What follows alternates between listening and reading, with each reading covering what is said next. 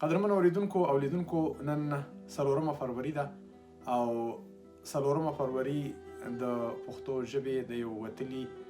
نامتو شاعر، لیکوال، ادیب او د خدای خدمتګار د تحریک د یو ډیر ښه مبارز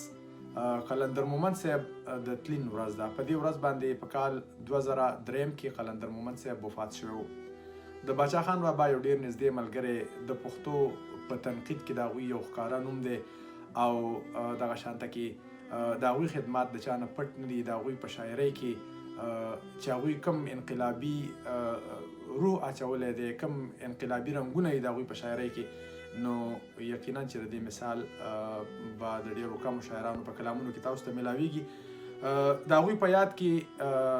زموږ یو ملګري ډاکټر سجاد ژوندون صاحب چې په اسلامي کالج کې پروفیسر دی، د هغوی په پاڼه باندې د قلندر مومند صاحب یو ډیر مشهور نظم دی، زه تنقید خو به کومه. نو د هغوی په یاد کې به دغه د قلندر مومند صاحب کلام تاسو ته وړاندې کړو. د قلندر مومند صاحب دا کلام د پښتنو د اوسني حالاتو په تناظر کې څومره برابر دی. بیخي داسې ښکاري چې د اوسني حالاتو ته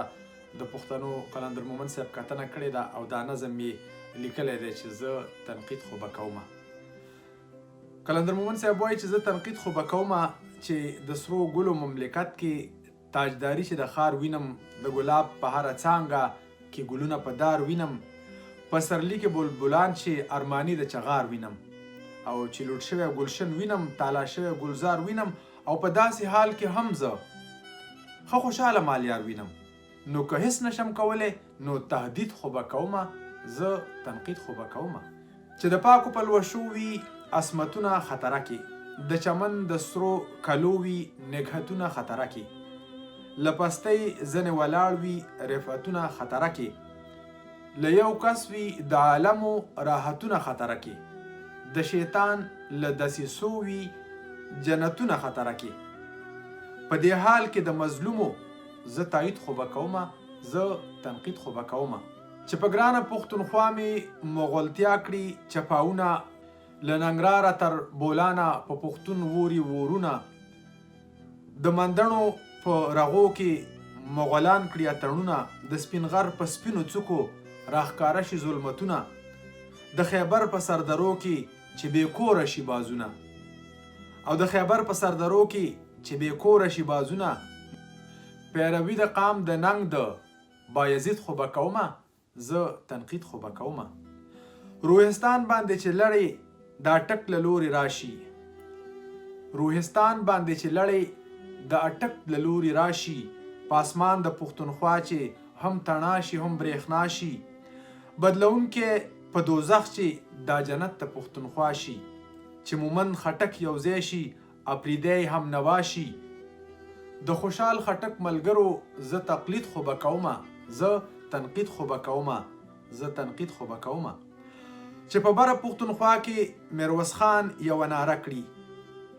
د ګرګانو ګرګینانو لوباده پاره پاره کړي، غازیان سر په تلي کېږدي، د جنګ ګرمه نغاره کړي، د ایمل خوشحال اروا چې له جنته ننداره کړي،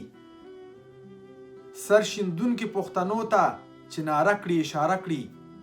نو د تیرو قربانیو زه تجدید خو به کومه، زه تنقید خو به کومه، زه تنقید خو به کومه. د پښتون په کور او کلي چې د زور اورونه بل شي، چې انګریز راته اورنګ شي، چې پیرنګ راته مغول شي، په للمون د پښتونخوا کې چې راسیخ د ظلم شل شي، چې په خپل کور کې مو وژني سترګې غټې د هر غل شي، باچا خان چې بیرغ واخلي او ولس ورسره مل شي، نو د پت پاللو قام ته زه تاکید خو به کومه. باچا خان چې بیرغ واخلي او ولس ورسره مل شي،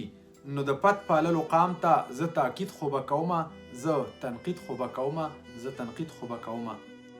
چې فضا د پاک وطن مې سره لمبه شي ناګهانه،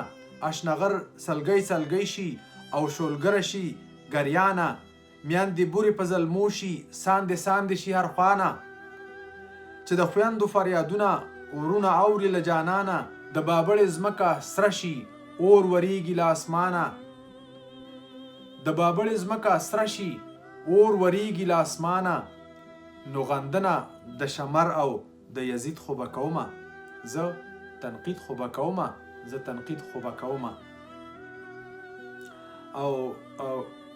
مقطع ده چې د شپې نوبت غږیږي او بندي چې سباون وي،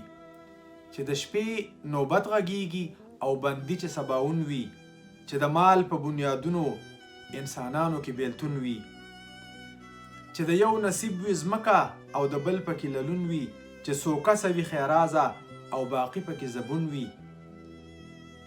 چې څو کسه وي خیرازه او باقي پکې زبون وي، چې ظالم چرته نظام وي او ظالم چرته قانون وي، چې ظالم چرته نظام وي او ظالم چرته قانون وي. نو که څوک مري که پاتې کېږي زه تنقید خو به کومه، که څوک مري که پاتې کېږي زه تنقید خو به کومه، زه تنقید خو به کومه، زه تنقید خو به کومه.